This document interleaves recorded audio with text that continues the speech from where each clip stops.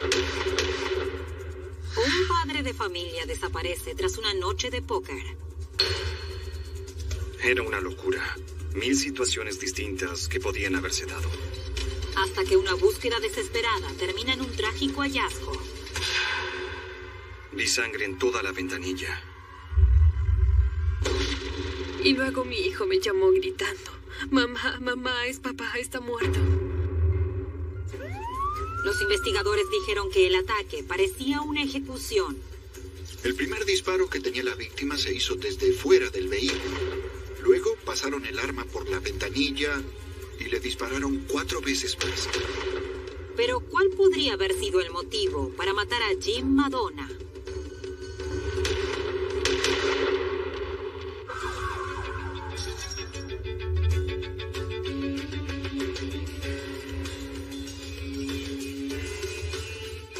Caso criminal.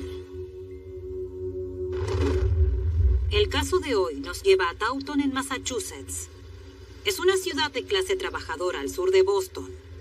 El tipo de lugar en el que los vínculos familiares y la amistad son lo más importante. Pero cuando Jim Madonna, buen esposo y padre de 2 hijos, desapareció, su familia enfrentaría un doloroso misterio que los obligó a replantearse todo. Fue 2 días antes del Día de Acción de Gracias, el 20 de noviembre del 2007. Para la familia Madonna, sería un día difícil. Era un momento difícil para mi familia. Mi papá acababa de fallecer, así que yo estaba muy deprimida por eso.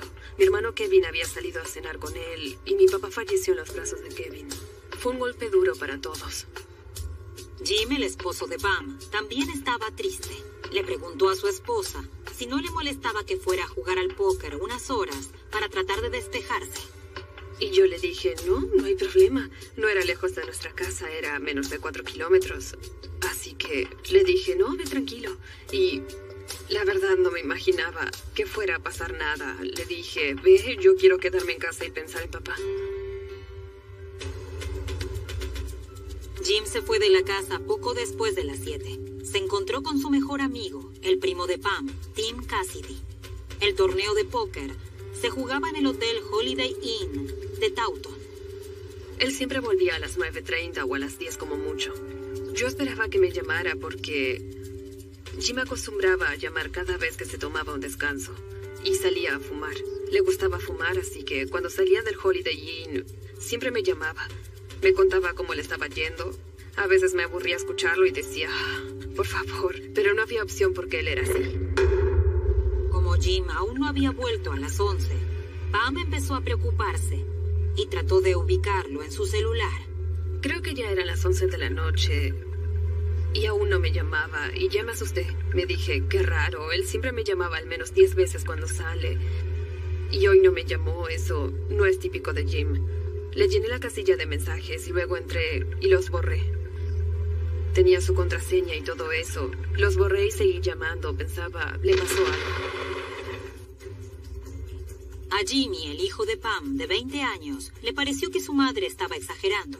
Sabía que su padre no trabajaba al otro día. Hacía unos años, Jim había sufrido una lesión en el hombro y había recibido $100,000 por un acuerdo con su empleador.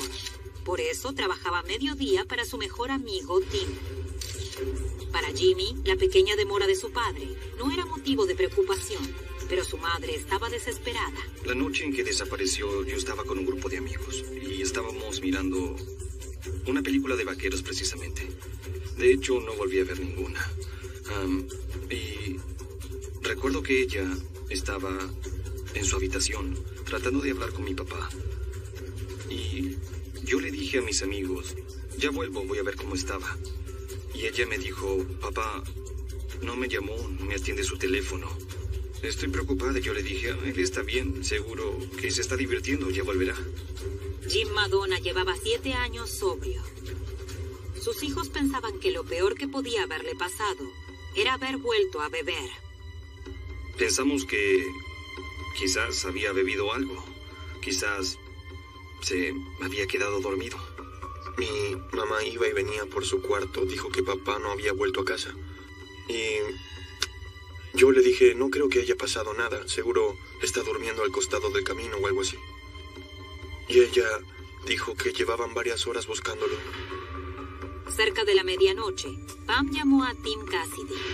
Le preguntó si su esposo seguía jugando al póker. Le pregunté, Tim, ¿dónde está Jim? No supe de él en toda la noche y él respondió, me dijo que se encontraría con unos amigos. Tim le dijo a Pam que tanto él como Jim habían quedado fuera del torneo de póker rápido. Según Tim, él se fue a su casa, mientras que Jim fue a encontrarse con unos viejos amigos del trabajo. Jim dijo que la última vez que vio a Tim fue cerca de las 9:30 de la noche. Bueno, según él, terminaron de jugar al póker y se fueron cada uno por su lado. Pero nada de eso tenía sentido para Pam Madonna. Poco después de la 1 de la madrugada, Pam le pidió a su hijo que saliera con el auto a buscar a su esposo. Mi mayor temor era que estuviera en una zanja o algo así, que se hubiera estrellado contra un árbol. Sabíamos que él hacía tiempo que no bebía, así que teníamos miedo de que hubiera bebido un par de tragos y hubiera perdido el control del auto. Quizás se había encontrado con un amigo y se estaba divirtiendo, pero estábamos preocupados porque no era normal que no atendiera su teléfono. Pam estaba muy preocupada y no podía dormir. En una etapa de su matrimonio, Jim le había sido infiel. La situación la hizo acordar a esa época. Pensé que quizás estaba bebiendo porque sus compañeros de trabajo bebían mucho, la verdad. Y Jim no los veía hacía un tiempo y él no bebía nada. Así que pensé, quizás está ebrio o algo así, ya saben. Y no creerían todo lo que me pasaba por la cabeza. Luego pensé, quizás abandonó a su familia, pero eso no era posible. Porque lo haría, él jamás haría eso. Y pensaba cosas de lo más ridículas. Pero a la mañana, Pam Madonna ya estaba convencida de que había pasado algo aún peor. Pensé que había tenido un accidente con el auto y me asusté mucho. Parecía que no había dormido nada. Estaba llorando, seguía llamándolo. Decía, Jimmy, le pasó algo, no me llama. Yo le decía, no, seguro que está bien, pero yo también estaba empezando a preocuparme. Pam volvió a llamar a Tim Cassidy. Esa vez, le suplicó que saliera con Jimmy a buscar a su esposo. Le dije, Tim no volvió a casa. ¿Tú podrías ayudarme a buscar a Jim? Necesitaba su ayuda. Teníamos que averiguar qué estaba pasando. Tim fue de inmediato y dirigió la búsqueda. Le indicó a Jimmy que fuera para una zona donde creía que Jim podía haberse encontrado con sus amigos. Buscamos por los caminos del parque industrial. No había rastros de Jim por ninguna parte. Los dos hombres trataron de que la policía participara de la búsqueda. Fuimos a la estación de policía de Taunton para reportar que estaba desaparecido. Fuimos los dos juntos. Era una locura, ya saben, pensar en 1000 situaciones distintas que podrían haberse dado. La policía quería ayudar, pero debía esperar al menos 24 horas para iniciar una búsqueda oficial. Llevaba desaparecido unas 12 horas, y lo único que podíamos hacer en ese momento era emitir una alerta, con los datos del auto, el número de matrícula, su nombre, y estar atentos por si lo veían. Jimmy y Tim siguieron recorriendo carreteras secundarias y estacionamientos alrededor de Taunton por su cuenta. Pero cuando estaban a punto de desistir, vieron el Jeep de Jim Madonna abandonado en un estacionamiento vacío. Entré con el auto. Cuando fuimos a la parte de atrás del edificio, vimos en el estacionamiento donde estaba el auto de mi papá. Estaba estacionado y yo dije, ¡ahí está! Lo reconocí a donde fuese. Pensaba, ya saben, es él, quizás está durmiendo. Se quedó dormido, lo encontré. Cuando Jimmy Madonna y Tim Cassidy, el mejor amigo de su padre, se acercaron, todo parecía estar bien. Giramos en U ahí. Dije, Tim, lo encontramos. Mira, su auto sigue en marcha. Debe estar durmiendo. Debe haberse desmayado. Ahí fue cuando entré en el estacionamiento. Jimmy Madonna, de 20 años, nunca olvidaría lo que vio ese día fatídico de noviembre. Cuando entramos, me detuve. Bajé del auto y entonces pude ver toda la sangre en la ventanilla y la sangre en toda la puerta. Y ahí fue cuando supe que había pasado algo malo. Me acerqué a la puerta del auto. La ventanilla estaba abierta. Mi papá estaba desplomado adentro. Y luego le toqué el hombro. Me alteré mucho. Grité. Fue horrible. La verdad, es imposible olvidar esa imagen. Me desesperé. Jimmy llamó a emergencias. ¿Cuál es su emergencia? Le dispararon a mi papá. Está muerto. Espere un minuto, ¿cómo dice? Mi papá está muerto. Tiene un disparo en la cabeza. Segundos después, Tim Cassidy también llamó a la policía. ¿Qué fue lo que pasó, señor? No sabemos. Es mi mejor amigo. Hay sangre por todos lados. A partir de ese momento, fue como si todo pasara en cámara lenta. Y recuerdo hablar con los policías, pero no recuerdo bien qué dije. Recuerdo que solo tardaron 10 minutos en llegar, pero podrían haber tardado más y no lo sabría. El detective Mike Cherben describe la escena cuando llegaron los paramédicos y la policía. Ambos estaban alterados. Jim Jr., desde luego, acaba de hallar a su padre muerto en el vehículo. Lloraba y gritaba. Tim también estaba muy alterado.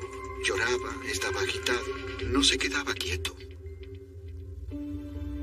Fue Jimmy Madonna, de 20 años, quien tuvo que darle la trágica noticia a su madre. Tuve que llamarla y recuerdo que se lo conté y ella no me creía. Y luego le dije, mamá, le dispararon. Está muerto. Alguien mató a papá. Y ella empezó a gritar. Recuerdo que mi abuelo estaba ahí, en la casa, porque todos lo buscábamos. Y mi hermano, recuerdo oírlos a los tres llorando por el teléfono. Y fue lo más difícil que tuve que hacer. Y mi hijo me llamó gritando, desesperado. Mamá, mamá, es papá, está muerto. Y fue horrible, lloraba desconsolado. El primer paso fue revisar minuciosamente la escena del crimen.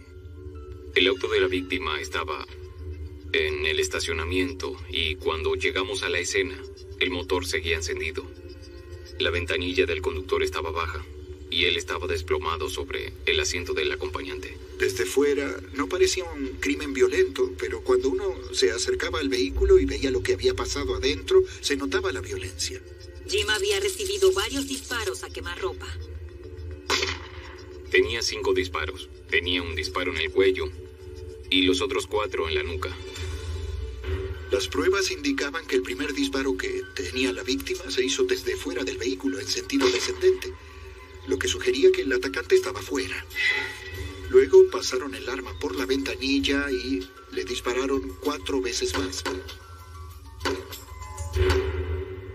Había mucha sangre en toda la parte delantera del vehículo, pero nada atrás. Encontramos casquillos de bala del arma homicida en el asiento trasero, pero la sangre estaba en la parte delantera. En esta parte de acá encontramos un casquillo de bala cerca de la parte trasera del vehículo. Dentro del vehículo encontramos 4 casquillos más. A partir de los casquillos, los detectives pudieron determinar qué tipo de arma se había usado. Era una pistola semiautomática calibre 40. La escena del crimen les indicaba a los detectives que el crimen de Jim no había sido un hecho al azar. Parecía por la escena que no había sido un robo. La víctima tenía el celular, la cartera, la plata, no le faltaba nada. Algunos pensaron que podía haber sido un suicidio cuando recibieron el aviso de alerta, pero cuando llegamos y vimos la herida en la nuca, rápidamente nos dimos cuenta que lo habían matado. Las pruebas de la escena del crimen llevaron a los investigadores a especular que Jim había ido a ese estacionamiento apartado para encontrarse con alguien, un conocido. Era evidente que se trataba de alguien que conocía porque tenía la ventanilla baja como si estuviera conversando. Para el detective Cherben, toda la escena del crimen indicaba que Jim Madonna debía haber conocido a su asesino, incluso por la forma en que se llevó a cabo el crimen. Fue algo muy personal. Era una persona muy enfadada que quiso asegurarse de que el objetivo de matar al señor Madonna se cumpliera. Los detectives hallaron 2 colillas de cigarrillo que podía haber dejado el asesino. Había 2 colillas de cigarrillo en el suelo. No eran de la misma marca que fumaba la víctima. Enviaron los 2 cigarrillos al laboratorio para hacer una prueba de ADN, pero los detectives no tenían muchos más elementos para avanzar. Habían matado a Jim Madonna a modo de ejecución, con su auto aún en marcha. Su noche de póker, de algún modo, resultó ser fatal. Los detectives empezaron por hablar con toda la familia de Jim, y eso incluía a su mejor amigo, Tim Cassidy. Él había salido con el señor Madonna, la víctima, y se despidieron después del torneo y cada uno se fue en su propio vehículo. Tim les contó a los detectives que antes de llegar a su casa hizo 2 paradas. Primero fue a comprar cigarrillos en una tienda de Taunton. Luego paró a comprar unos medicamentos para su esposa. Cuando salió de la tienda recibió un llamado de su esposa, y que pudimos confirmar. Luego se dirigió a una farmacia. En la farmacia tuvo que mostrar su identificación por el tipo de medicamento que había comprado y su nombre quedó registrado. También se lo veía en el video de las cámaras de seguridad. Las imágenes de las cámaras demostraban que Tim llegó a la farmacia a las 10:05 de la noche. Pudimos confirmar que él había estado ahí a la hora que había dicho. Como Cassidy podía dar cuentas de dónde había estado, los detectives trataron de reconstruir los movimientos de Jim después de la partida de póker. Según Cassidy, Jim había salido con unos ex compañeros de trabajo. El señor Madonna se encontraría con unos amigos del trabajo. Pero el misterio se acrecentó cuando los investigadores interrogaron a todos los empleados del antiguo trabajo de Jim. Al parecer, la noche del crimen de Jim, nadie lo había visto ni había hablado con él. No había indicios de que Jim se hubiera encontrado con ninguno de ellos. Pero los detectives sí hallaron algo interesante cuando revisaron los registros del celular de Jim. Había una serie de llamados a un número que Pam Madonna no reconocía. La policía pudo determinar que los llamados se habían hecho a personas que vendían medicamentos recetados en el mercado negro. Habían 2 personas que eran muy amigos de Jim, que él veía con cierta regularidad. Él les compraba oxicodona a esos 2 individuos. Eran amigos, se habían hecho amigos. Jim les hacía favores y ellos le daban pastillas de oxicodona. Y a veces, él se las pagaba. Años antes de la muerte de Jim, un accidente laboral le había provocado una grave lesión en el hombro. Durante su recuperación, Jim había empezado a tomar analgésicos, pero cuando su médico dejó de recetarle las pastillas, Jim buscó otro modo de conseguirlas. Yo sospechaba que tenía un problema con los analgésicos, pero no creí que sería tan grave. Esa información llevó a la policía a mirar ciertos detalles de la escena del crimen con otros ojos. Su auto estaba estacionado de culata. Su ventanilla estaba baja y el motor estaba en marcha. ¿Jim Madonna estaba esperando a alguien? Es difícil saberlo, dependía del consumo de combustible del vehículo. Era un Jeep Liberty y analizamos eso. ¿Tenía el tanque lleno? ¿Cuánto tiempo había estado ahí? Todo indicaba que no pensaba quedarse ahí. Al dejar el vehículo en marcha, creíamos que su intención era hacer una parada rápida y no quedarse ahí demasiado tiempo. Al parecer podía haber sido una venta de droga fallida. Pero cuando los investigadores interrogaron a las personas que le vendían los analgésicos a Jim, les dijeron que no lo habían visto la noche del crimen. La última vez que lo habían visto fue unos días antes de que lo hallaran muerto. Los detectives pudieron confirmar su coartada para la noche del crimen y los descartaron como sospechosos. En ese momento, los investigadores seguían convencidos de que Jim conocía a su asesino. Todas las pruebas apuntaban a que lo habían emboscado en ese estacionamiento. Los detectives volvieron a interrogar a la familia de Jim. Se enteraron de que había habido cierta animosidad entre Jim y el hermano de Pamela, Kevin Hayes, de 42 años. Él se había criado en las calles de Boston, había pasado mucho tiempo en la calle y quizás había tomado decisiones cuestionables. Los antecedentes de Kevin mostraban que había tenido problemas con la ley y los miembros de la familia sabían que Jim Madonna y su cuñado no se llevaban nada bien. Me preguntaron si tenía algún problema con Jim y dije sí. Tenía un par de problemas con Jim. Jim y yo no nos llevábamos bien. Él no me agradaba. Para la policía, la mala relación entre Hayes y Jim Madonna justificaba llevarlo a la estación para interrogarlo. Bueno, en realidad no fue así. Me preguntaron si le tenía tanto odio como para tener que matarlo, y yo siempre recalqué que nada de lo que me había hecho me hizo querer matarlo. Un par de cosas que me hizo me dieron ganas de enviarlo al hospital un par de meses, ¿no? Pero yo nunca lo mataría. Años antes del crimen, el matrimonio de Pam y Jim había pasado por un momento difícil. Estábamos juntos desde los 18 años. Nuestro matrimonio entró en crisis y nos separamos. Jim estaba haciendo cosas que no debería haber hecho y la verdad fue decisión suya. Yo me enfadé mucho con él. Cuando ves a tu hermana sufriendo, ya saben, es simple. No lastimes a mi familia porque si eso pasa, tendrás que responder ante mí.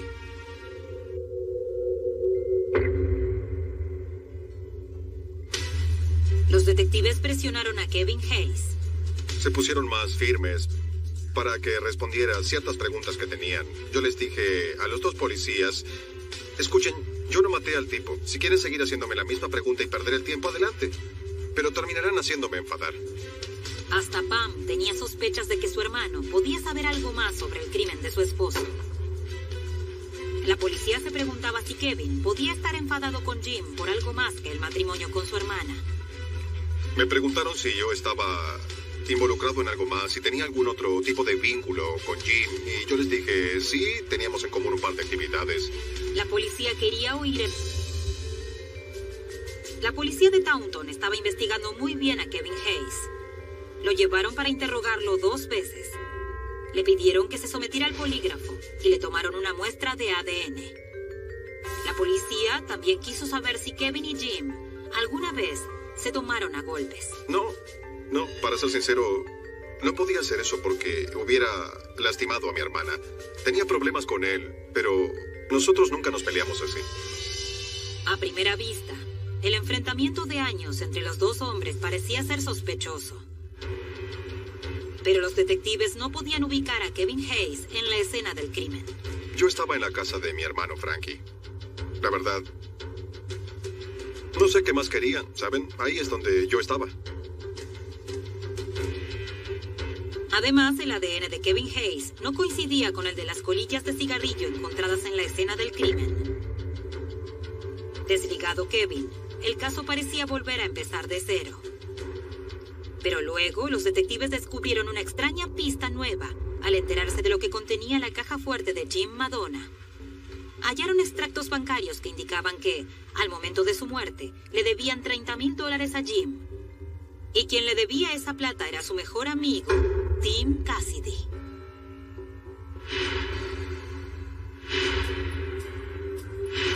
Jim me lo había contado, pero yo nunca me metí en todo eso, porque era un asunto entre ellos dos. Yo prefería quedar afuera. Según Cassidy, él necesitaba la plata durante poco tiempo. Tenían que pagarle una gran suma de plata por la venta de 2 tiendas de su propiedad. Ni Jim ni Pam consideraban riesgoso el préstamo. Tim era un buen amigo, era mi primo. Jim trabajaba para él. No tenía dudas de que nos devolvería la plata. Aunque Pam insistió en que no había nada sospechoso sobre el préstamo, los detectives tenían preguntas sobre la nueva información. Me sorprendió que el señor Cassidy no nos hubiera informado sobre el préstamo. Había extractos de retiro de fondos del banco y en ellos había anotaciones del señor Madonna que indicaban que le había dado un préstamo a Tim Cassidy.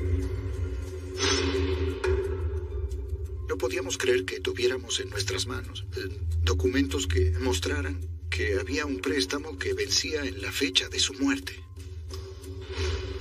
Cuando la policía le dijo a la familia Madonna que para ellos, Tim Cassidy era un posible sospechoso del crimen de Jim Madonna, Pam y sus hijos se negaron a creerlo.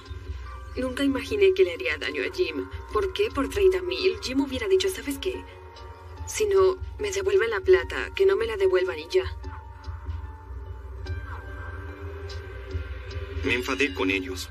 Ya saben, les dije, ni modo, Tim no haría eso. Es un buen tipo. Eran mejores amigos. Hacían muchas cosas juntos. Iban a juegos de fútbol americano, a juegos de béisbol. ¿Por qué haría algo así? Yo pensaba, no, eso es imposible. Pero los detectives querían hablar con Tim Cassidy otra vez. Él les dijo a los detectives que el préstamo no era un problema al momento de morir de Jim. Él manifestó que ya le había pagado, que el préstamo era viejo y que le había devuelto la plata varios días antes del crimen, que ya no le debía nada. Pero los extractos bancarios de Jim Madonna no respaldaban los dichos de Cassidy. Los investigadores pusieron en duda todo lo que Cassidy les había contado sobre la noche en que mataron a Jim Madonna. Los detectives decidieron investigar a fondo la coartada de Cassidy. Según él, después de salir del torneo de póker, él y Jim se despidieron cerca de las 9:30. Fui a una tienda a comprar cigarrillos. Pero cuando los detectives revisaron las imágenes de las cámaras de seguridad, no pudieron corroborar su versión. Terminamos enviando peritos informáticos a la tienda para recuperar los datos y confirmar que él no aparecía en el video. Nada indicaba que el señor Cassidy hubiera estado cerca de esa tienda. Nada sobre su supuesta parada en la tienda tenía sentido. Él nos dijo que fue a comprar cigarrillos. Pero esa tienda no vende esa marca. ¿Por qué diría que fue a la tienda si claramente no fue? Eso nos hacía preguntar por qué. Al parecer no nos decía la verdad sobre esos hechos insignificantes. El interrogatorio dio un giro dramático cuando los detectives le preguntaron a Cassidy si tenía armas. ¿Qué armas tiene? Tengo, veamos, un bar de Browning, un rifle 44, una Taurus 9 milímetros. Los investigadores sabían que el arma homicida era una pistola calibre 40. Cassidy dijo que no tenía esa clase de arma. Los detectives querían que se sometiera al polígrafo, pero eran las 2 de la madrugada y el examinador poligráfico necesitaba tiempo para preparar las preguntas. Los investigadores le pidieron a Cassidy que volviera al otro día para hacer la prueba. Pero la mañana siguiente, Tim Cassidy desapareció. Estuvimos esperándolo, pero nunca apareció. Fuimos a su casa, no estaba ahí. Hablamos con su familia. Su familia no sabía nada. Nadie de la familia de Tim sabía qué le había pasado. La familia de Jim Madonna pasó a estar frente a 2 enigmas. ¿Quién había matado a Jim? Y esa persona también era responsable de la repentina desaparición de su mejor amigo Tim Cassidy. Cuando los policías dijeron que estaban buscando a Tim Cassidy, mi reacción fue, no, a él también le pasó algo, también desapareció. Los investigadores consiguieron una orden para registrar la casa de Tim Cassidy. Lo que hallaron los hizo dudar más de su versión. Aunque Cassidy había admitido tener armas, nunca mencionó que tenía una pistola calibre 40. Encontramos una funda de un arma calibre 40, pero nunca hallamos el arma. En el primer interrogatorio de Tim, yo le pregunté qué arma tenía. Le gustaba la casa. Tenía permiso para portar armas en Massachusetts. Él nunca me dijo que tenía un arma calibre 40. Los registros mostraron que él había comprado un arma calibre 40 hacía 10 o 15 años. Hallamos municiones calibre 40. A una caja nueva que venía con 50 balas, le faltaban 5 balas.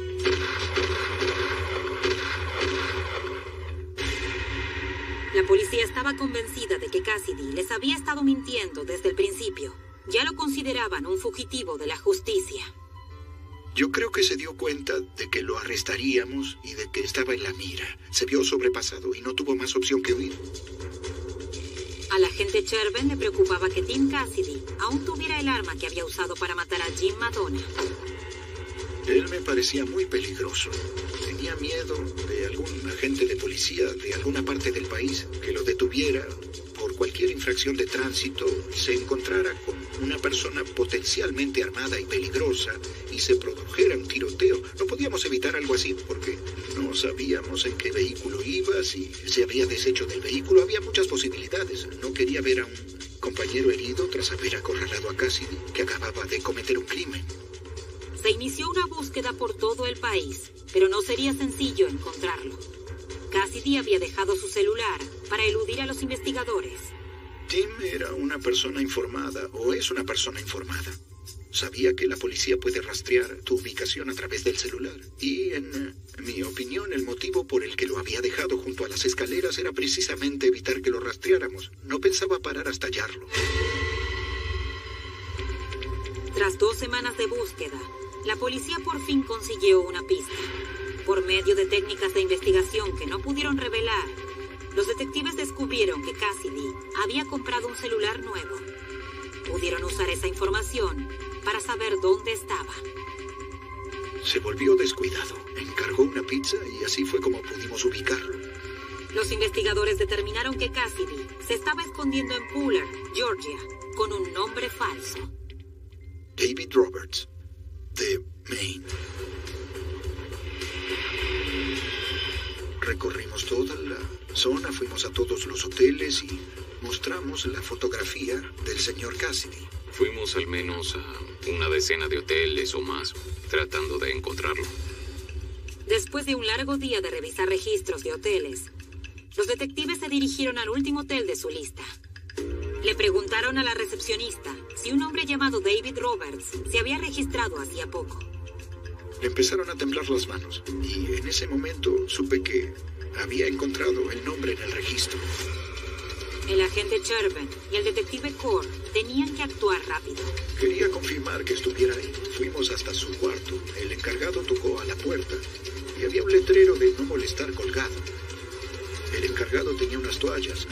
Llamar a la puerta para entregar las toallas era un engaño, ya que el ocupante del cuarto, que para nosotros era el señor Cassidy, no quería visitas de limpieza. Cuando tocó a la puerta y dijo que tenía las toallas, yo reconocí la voz.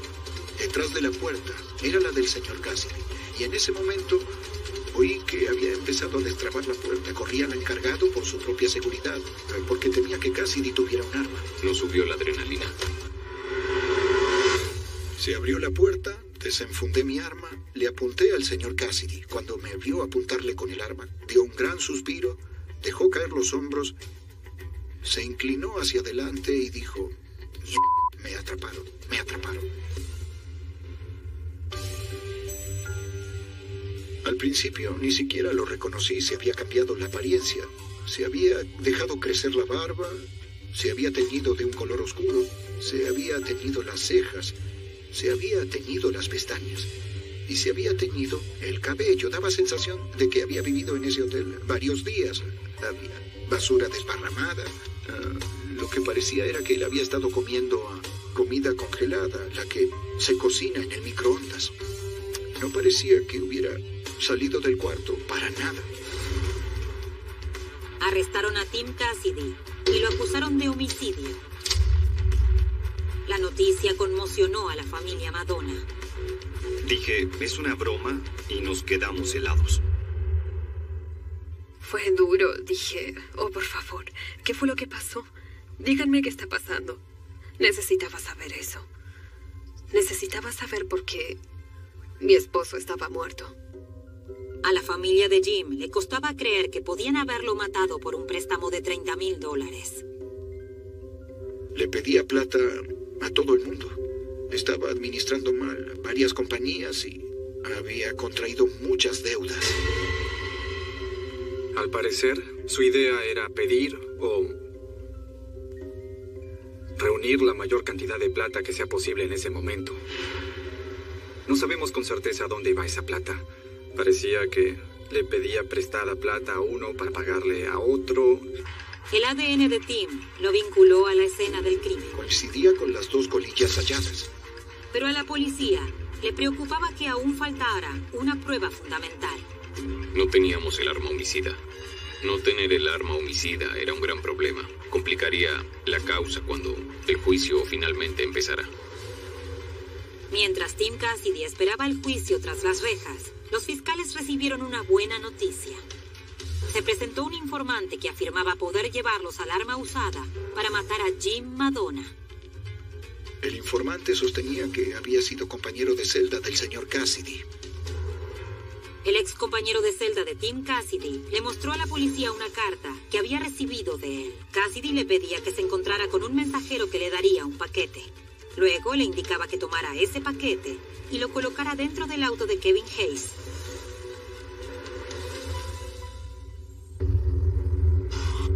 Le pedía al informante que pusiera balas en el arma del paquete antes de colocarla en el auto. Para los investigadores, el dato era una oportunidad inmejorable para demostrar la culpabilidad de Tim Cassidy. Creían que el paquete que estaba a punto de recibir el informante contendría el arma usada para matar a Jim Madonna.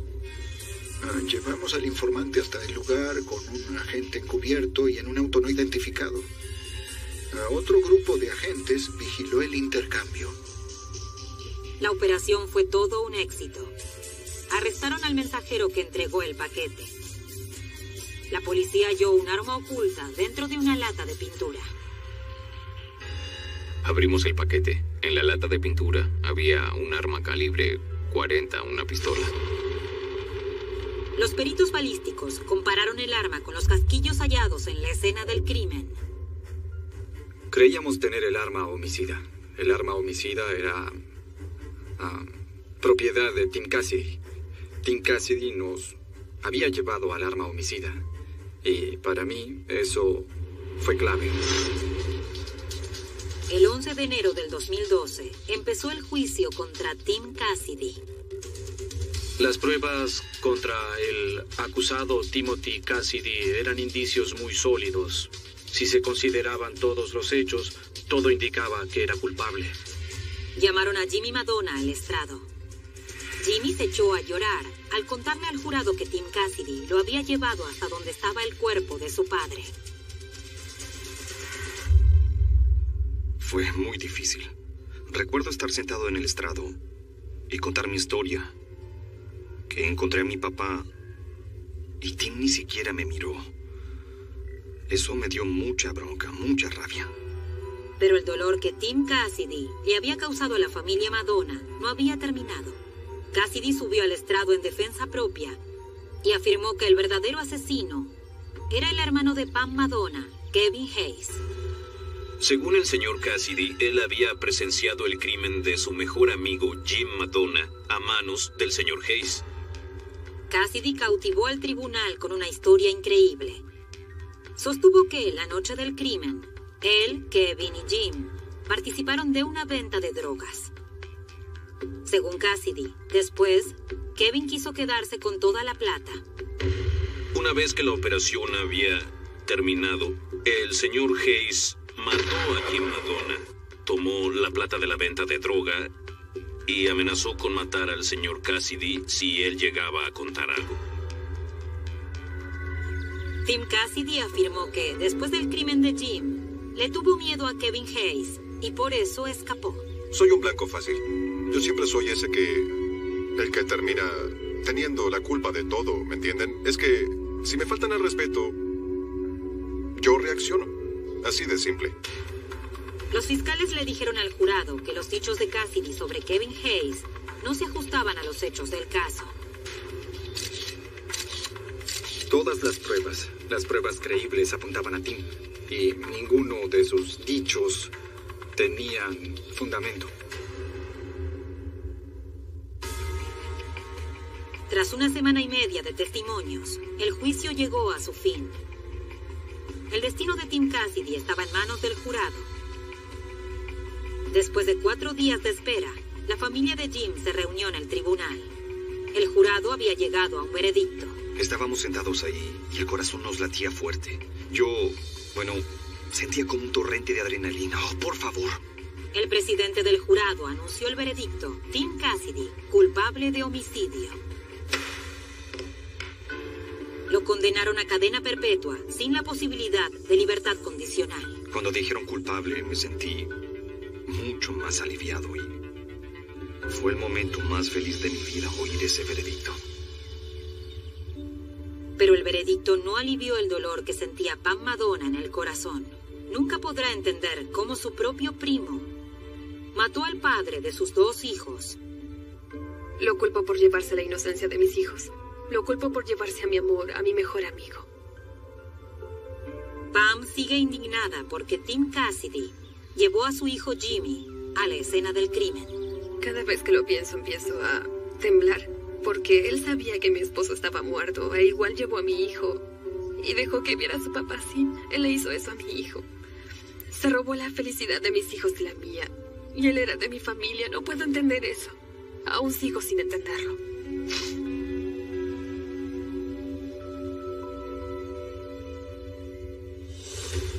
Su esposa y sus 2 hijos extrañan mucho a Jim Madonna e hicieron lo posible por seguir adelante. Su hijo menor, Matthew, dice que ahora que se hizo justicia por su padre, la familia Madonna puede seguir con su vida. Doblado al español en Civisa Media.